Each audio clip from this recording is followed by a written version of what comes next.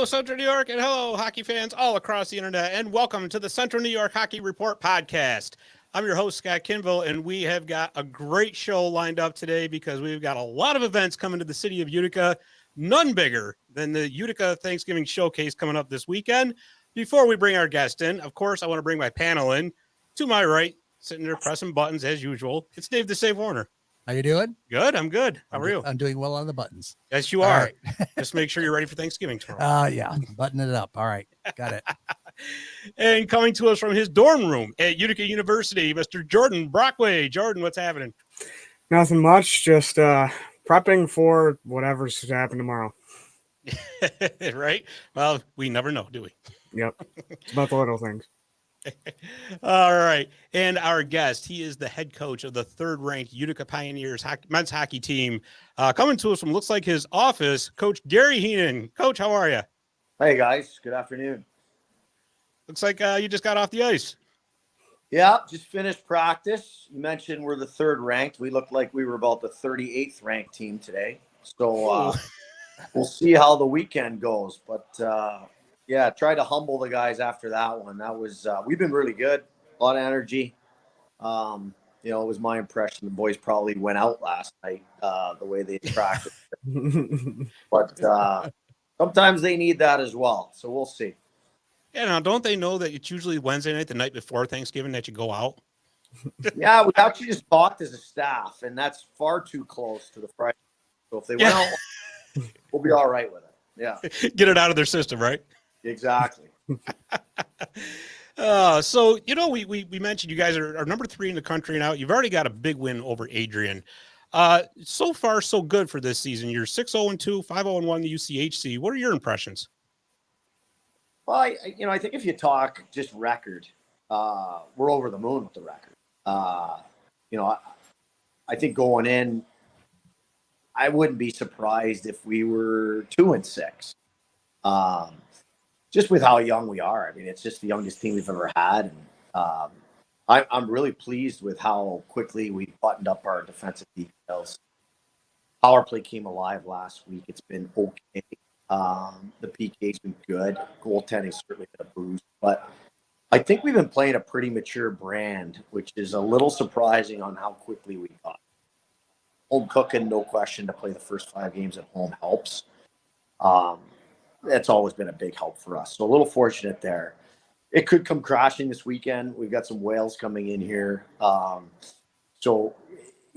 think our guys are thinking right now that they're a third-ranked team, and we're not. I mean, our record speaks to that. Is our play there and our ability there yet in our details? It's not. Do I think we're somewhere in the top 15, 10 to 15? Probably realistically in there. So the pollsters are being generous, but we definitely have some work to do. Yeah, no doubt. I mean, you mentioned you got some whales coming in this weekend. You certainly do.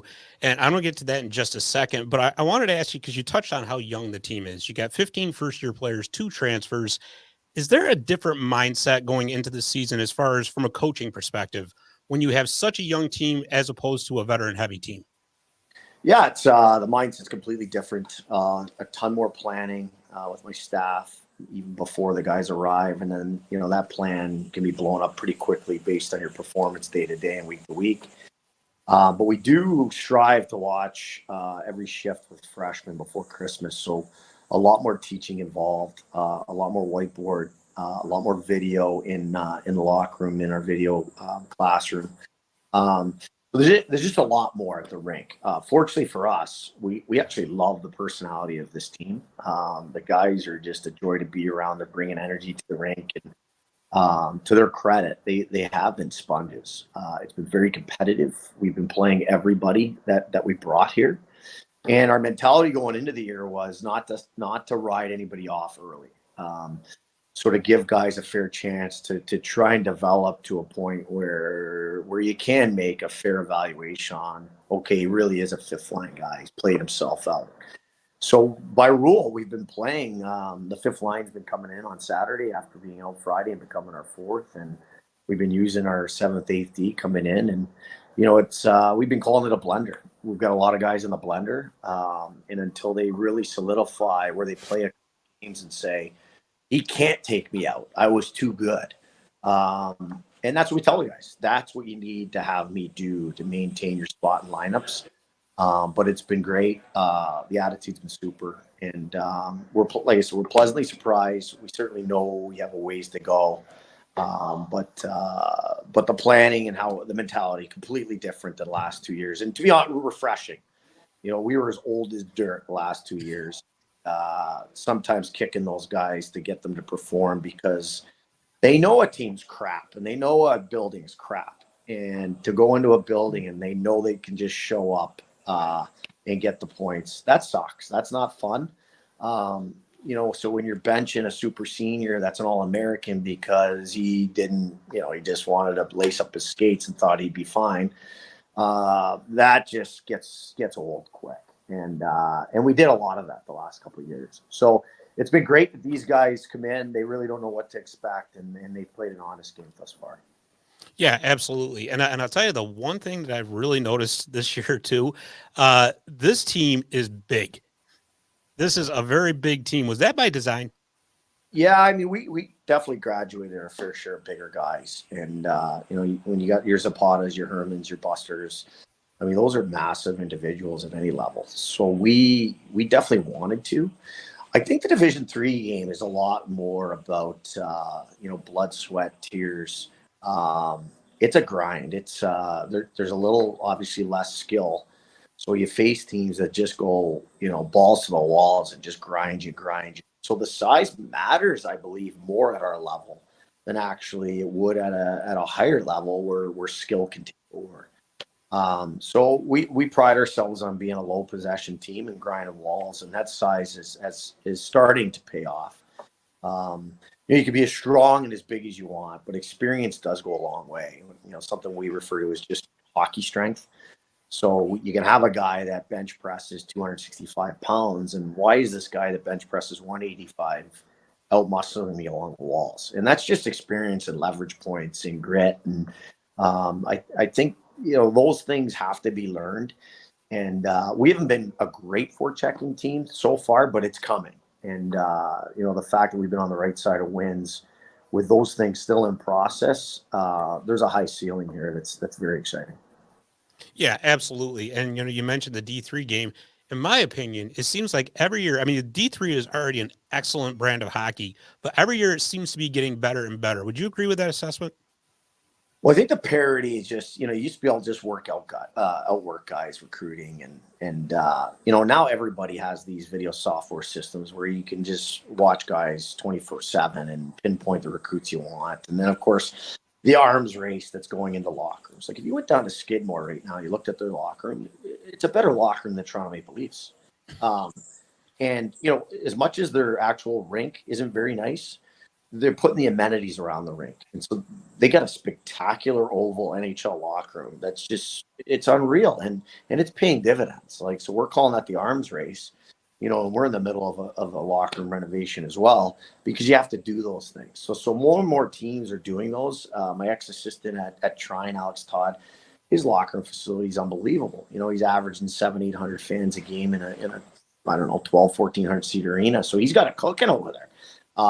So you got to be careful because, you know, the administrations that buy into having successful teams, you know, the top 20, 30 can all beat each other. No question about it. If you're not watching yourself. So it's, I would agree wholeheartedly with that statement. The rest of our league is coming and those cakewalk, you know, just show up 9-10-0 games, few and far between for sure.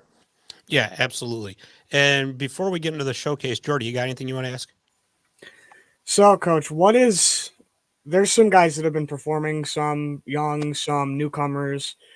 How does that impact the team? Like, I'm trying to think of how to word this. How do their performances go a long way for this team? Well, we have no choice but to play our youth this year, right? I think we have 7 returning skaters. So, you know, in that, the returners knew it was coming. You know, and I'm pretty proud of the way, like, an Acosta has come and he's putting his arms around guys and making sure they're comfortable. And, hey, this is what's going to push his buttons, or this is a professor that you're going to want to get because, he's just the ins and outs of everyday school life and Utica life. Where do I get a haircut? Where do I get a car wash? Where do I get, those types of things, dry cleaning. Leadership goes a long way in those areas that people probably aren't aware of. And so our very, very small leadership group has been outstanding, in my opinion, thus far. And they've respected the level of recruiting that we've had.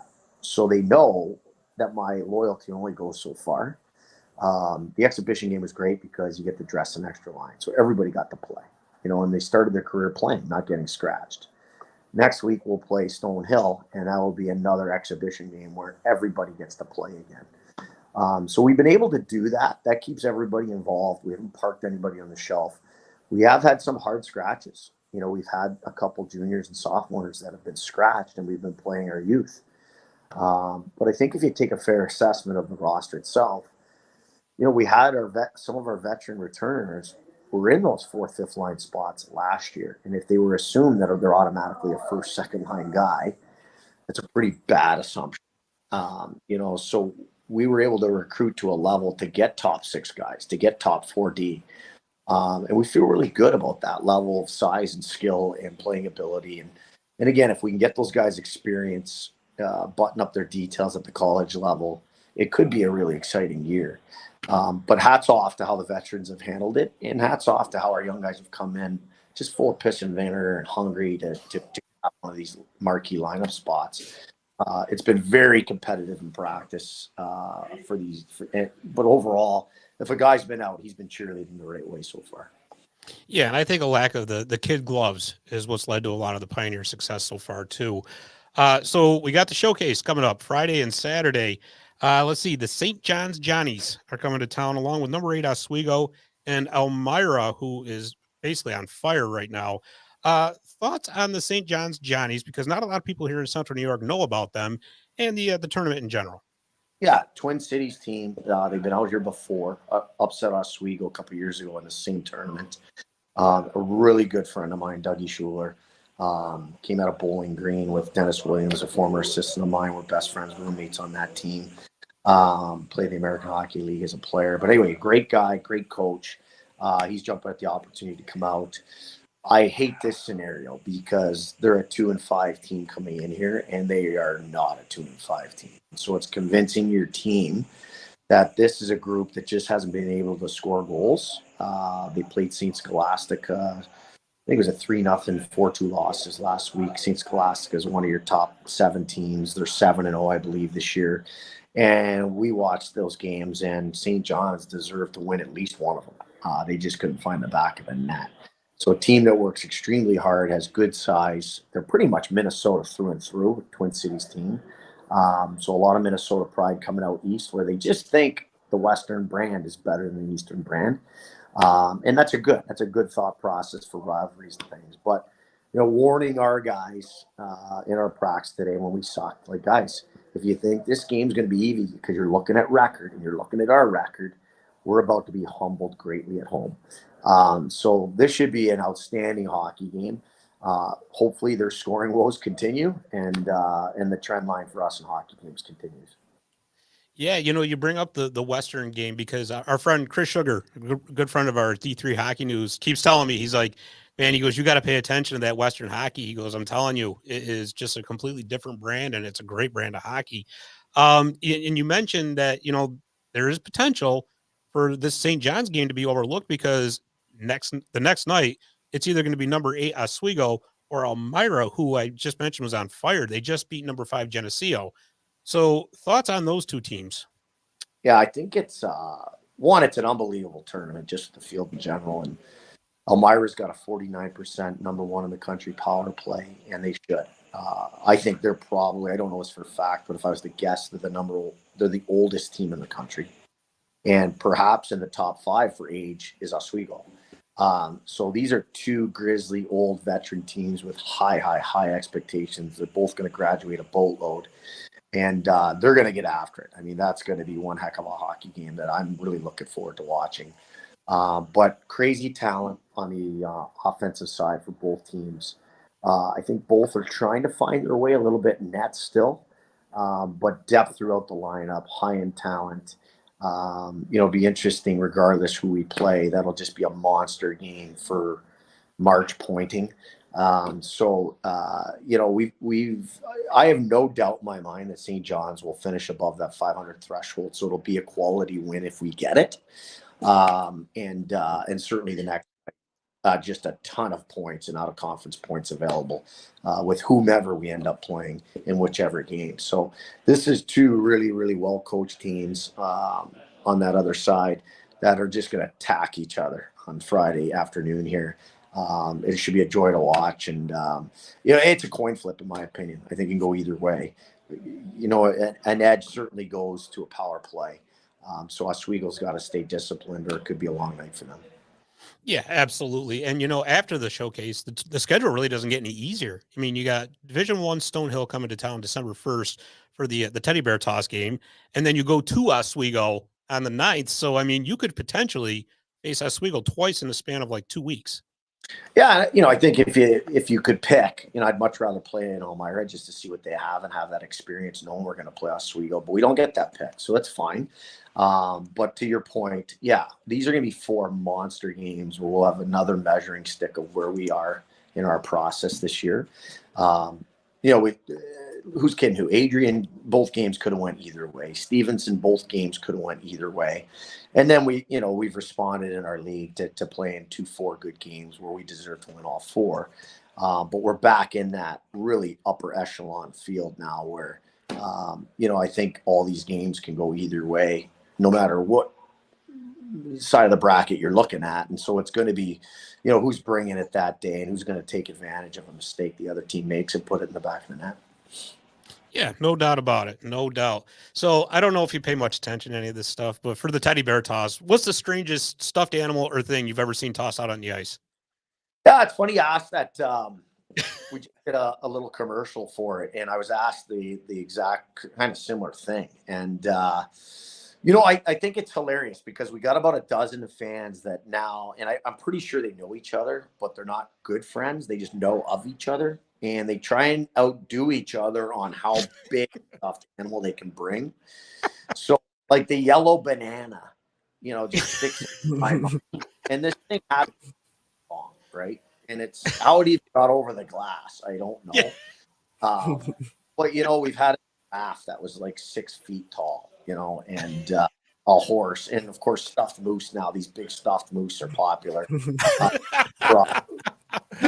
And you're talking about like these things go 30, 40 pounds, so yeah, it's amazing to see that rivalry amongst fans of who's going to get the title of the biggest stuffed animal to go over the glass. And that's all fun and good for the kids who, of course, are going to receive an 8-foot banana under the tree for Christmas. So it's good stuff. It's staying focused on this weekend, but it's our marquee game, of course. And, once we get past this weekend, we'll focus on that. And we'll have fun with that because it's just an awesome game where there's been some crazy outcomes, just the penalty shot game and then Trinity not scoring, losing 1-0, hitting the post in the last 30 seconds twice, getting bears thrown on the ice when we didn't even score one time because the goal judge put on his light at the wrong time. There seems to be a development every single year. And so this one being the 19th year, I'm sure there'll be something different again. And it's different already having, a Division I opponent coming in. Yeah, I mean, last year I saw somebody bring in a stuffed bear that was actually bigger than they were. I'm like, I don't even know how this is going to get over the glass. It's going to be interesting, but so I want to close out just by taking a quick look at the rest of the season, because after the break, you come back and you play the rest of your UCHC schedule. So just real quick thoughts on the conference in general. And were you surprised by the changes that are coming up next year? Not surprised by the changes. I think the SUNYAC announcement forced the MAC's hands. There's a long rumor that the Pennsylvania schools were going to separate, and why wouldn't they? If they have the numbers to get a bid, then it's just smart. All their buildings are fairly similar. They're not very impressive. So when you get into that arms race, you want to play, you want to compete against like schools. I don't think by any means is that over. I'd be I'd be shocked if you don't see Hobart Elmira return to our league. I think geographically it's just a fit, and I think in a year or two, is that a possibility? I think it is. Do I think it's the last of the SUNY teams that are going to come in? You saw what happened yesterday in the SUNYAC with SUNY Poly coming over to the Empire 8 and all other sports. So those talks are all still very much alive.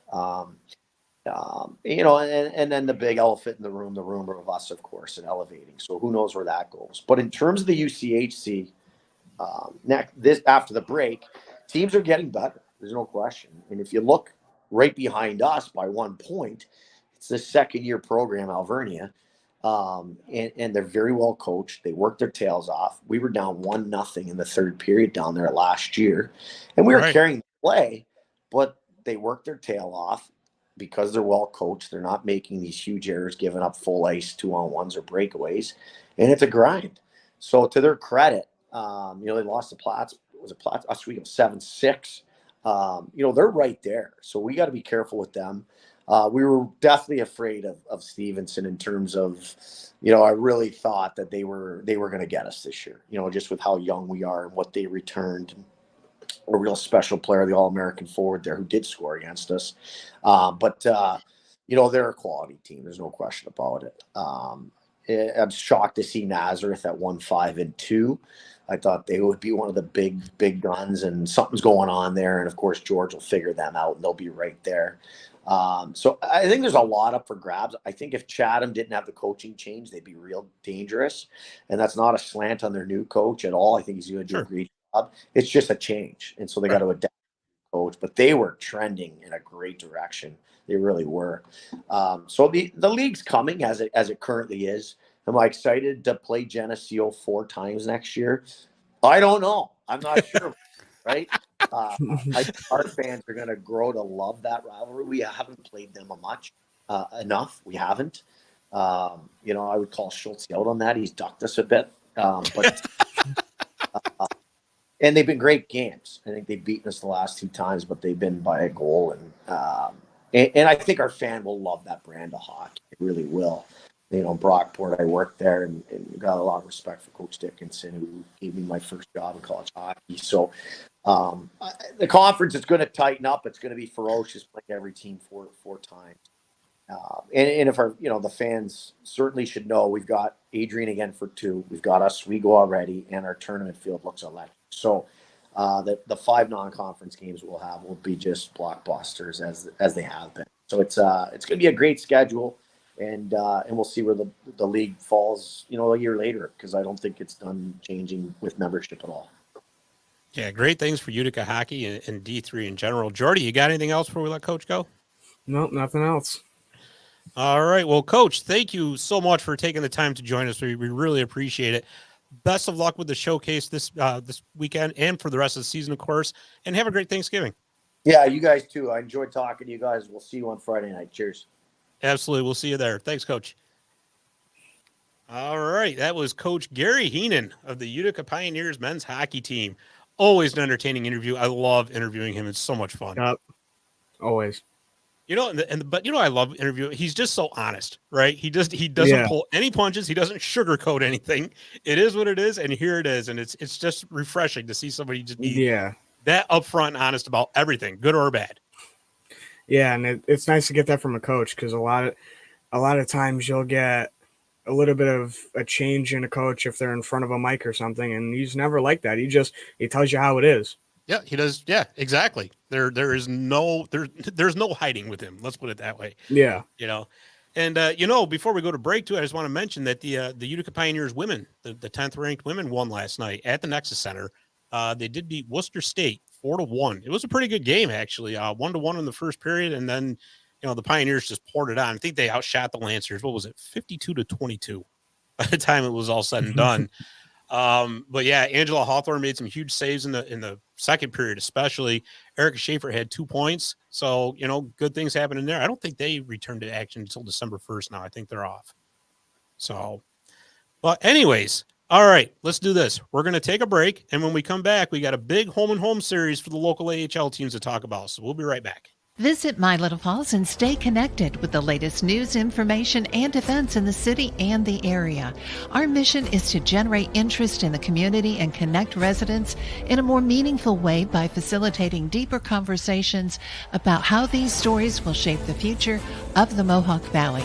Join thousands of weekly visitors who stay up to date with feature stories, interviews, videos, our event calendar, and print publication, the Mohawk Valley Express. It's about timely local news for the community, keeping citizens informed about important issues, telling about the people who live and work here, and giving locally owned businesses the opportunity to reach a very targeted audience of locals and tourists alike. It's a whole new form of media-rich content developed specifically for today's mobile lifestyle and listeners. You can download our iOS app in the iTunes Store, listen to our podcast, or sign up for our weekly email newsletter. Stop by today. You'll be glad you did.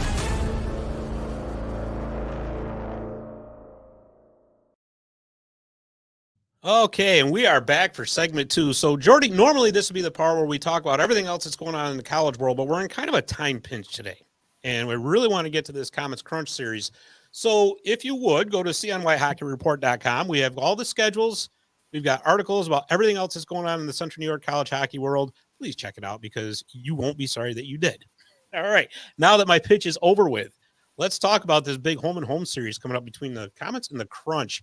So tonight they start in Utica, and then they take a break on Thursday for some turkey and some football, and then they come back Friday and play in Syracuse. Now, I've got an article up right now on that website you see scrolling across the bottom, CNYHockeyReport.com. It is a big in-depth preview of this home and home series. And I'll tell you something, Jordy, there was a lot of things that jumped out to me when I was doing the research for this. So the Crunch are in second place right now at 18 points in the North Division. The Comets they're fifth. They jumped up from last place over the past couple of days. They got 13 points. They're similar, but they're not similar, right? So the Crunch have been rolling on offense. They're third in the league in goals per game. I'm looking it up right now, 3.79. So the offense has certainly not been a problem there. And, you know, they had a pretty big loss last weekend. Felix Robert, who was their leading scorer, didn't play in the Hartford home and home series. But stepping up has been Max Groshev, he's a rookie, and he has been unbelievable. He's got like 6 goals over the past 4 games, something like that. You'll have to read the article to find out because I had it right here and I totally lost it. So, and can't remember what you wrote. I can't. It's kind of tough. But yeah, so offense hasn't been the problem for the Crunch. The defense is kind of taken a little step backwards, though. They were a top 10 defense in regards to goals per game allowed. They're now at number 16. You know, Kochekov going back to Carolina hurt. So what are your thoughts on the Crunch so far? So the Crunch, I mean, just watching them all season, they've very much jumped out as a offensive team. I mean, you just watch them; they do their thing, and when it works, it's on fire. And like you said, their defense has kind of faltered recently, and that's where you want to strike. That's their one weakness. But other than that, they've been very strong as a team. Yeah, no doubt about it. So, I mean, this is going to be, and of course, it's always an intense rivalry, right? So, this is going to be the third and fourth time out of 14 times in the regular season that they play.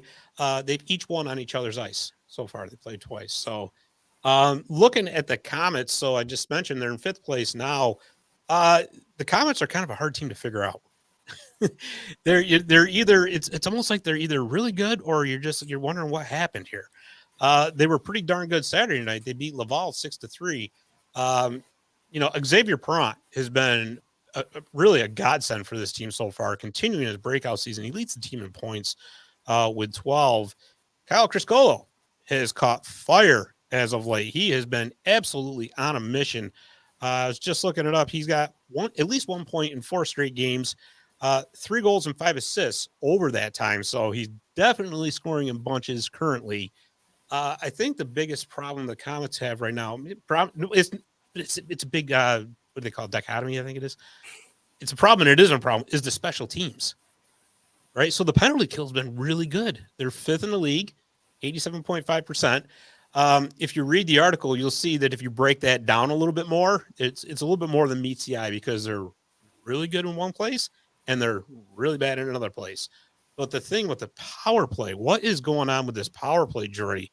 I mean, what are they? Let's see, look it up right now. They're 9.3%. They've scored 4 goals out of 43 opportunities. That's last in the league. Graham Clark has 3 of those goals. Uh-oh, did he freeze up? Yeah, so I did for a second. I thought the clock was flying away. Yep. So you look at their home stats now. Burnell posted something about their penalty kill away has been very good about earlier this week, and I remember replying and saying, "Yeah, but their penalty kill at home has been horrible." Right. And you look at it, their penalty kill on the road is one of the best in the league, top 3. It's the best. You look at it at home. At home, it's the second worst with about 63%. It's the worst now. I just looked it up. The worst now? So they're the best. They're the best in the league on the road killing penalties. They've only given up 1 power play goal on the road, but they're at like 66.7% at home, which is now worse in the league. And that got better from last time I looked at it. But and then their power play has somewhat been similar at home. They're not scoring like you would normally expect them to, especially with some of the guys on that unit that you have. But like you said, someone like Xavier Perrant has been a great player. I raved about him last year. I'll rave about him again. He may be small, but he reminds me of Arne Telvidi.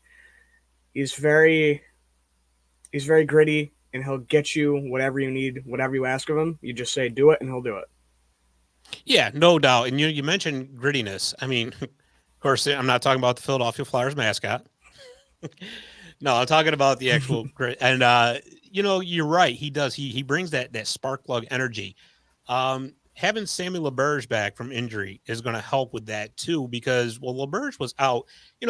I didn't think the team would miss Mason Geertsen as much as they have, but you know what? He was out there throwing bodies around, making room. Even if he did take a dumb penalty here and there, it still kind of put the other team on notice. So with LaBerge back, he's kind of come into that role. Got into a fight Saturday night, saw that, and so I think they're going to need a little bit more of that going forward.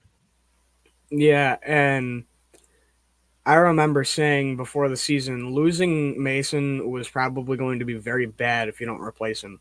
They don't replace him, and you're kind of seeing that. If you have someone like a Walcott on the other team that is an agitator and likes to fight, you have nobody to dispel him. The best you have is LaBerge, and LaBerge is great. He can fill that in-between role well, but he's not a true fighter. He's not a true enforcer. Right, and I think that's where Syracuse has an advantage in the fact that you got a guy like Daniel Walcott. They also got Sean Element, who is not afraid to drop the gloves either. So that's definitely a big advantage for Syracuse. Although the Comets do have Isaac Poulter, who has been unbelievable so far this season. I kind of you got to think, where would they be without him? Yeah, he's performed at an excellent level. And, I mean, coming into the season, Shalgren was the guy everybody had eyes on. Right. But the one who I was more excited for was Poulter, because he came up through the system. I can guarantee you he was coming in with a mindset of, I've been here, I've done this, let's do it again. And he made it look like what Shalgren did in the playoffs might have been a fluke in a way. Yeah. I mean, that's not unfair to say, really. I mean, Shalgren was excellent in the playoffs, but if you look at the regular season numbers, they were okay. I mean, it earned a call up to the Maple Leafs, but nobody was expecting this out of Poulter, even in his short time with the Comets last season, he was excellent. I think Shalgren is going to turn the corner. You saw it in the Springfield game last Friday. So, yeah, I mean, those 2 goals that he gave up to Gaudette were kind of, maybe he should have had them. But he also made 45 saves. So, I mean, he was just getting pounded that game, and he kept the Comets in it. At least got him to overtime.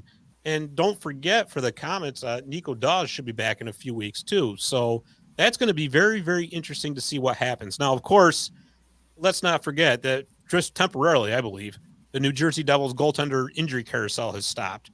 So I'm not wishing that on anybody. I'm just saying that, let's be realistic. Usually that thing's spinning around at, at an extremely high speed. National Grid's loving the power bill on that one.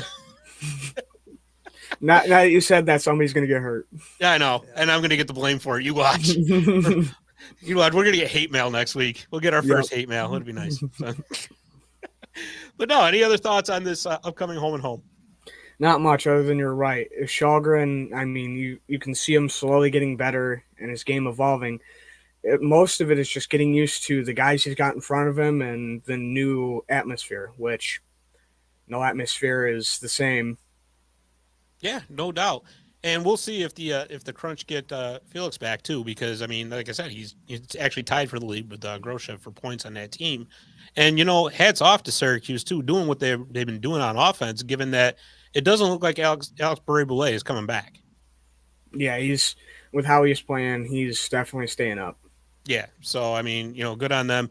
And also, you're going to want to watch for defenseman Jack Thompson, who he's got 7 power play points for the Crunch. 6 of them are assists, which is tied for the best in the AHL. So that could be a little interesting inside battle there. The vaunted power play abilities of Jack Thompson versus the penalty killing abilities of the Comets. So we'll see. It's going to be a very interesting time. Like I said, Wednesday night in Utica, Turkey Day Thursday, and then Friday night in Syracuse. You can check out both the teams' websites to get tickets and, of course, checking schedules for the rest of the season as well. And I noticed you got a hype video out too, don't you? Yep. Attaboy. Good job. Got it out a little later than I planned, but I got it out. Yeah, that's right. All right. So like I said, you can go to CNYHockeyReport.com to get all the schedules, all the info that you'll possibly need for Central New York hockey. And like I said, I'm going to have the high school schedules up there by this weekend too. And of course, don't forget the Thanksgiving showcase coming up right here in Utica, Friday and Saturday. All right. We want to thank Coach Gary Heenan for coming on. For Jordan Brockway, for Dave the Save Warner, I'm Scott Kimball. Thanks for listening and or watching, and we will see you next week.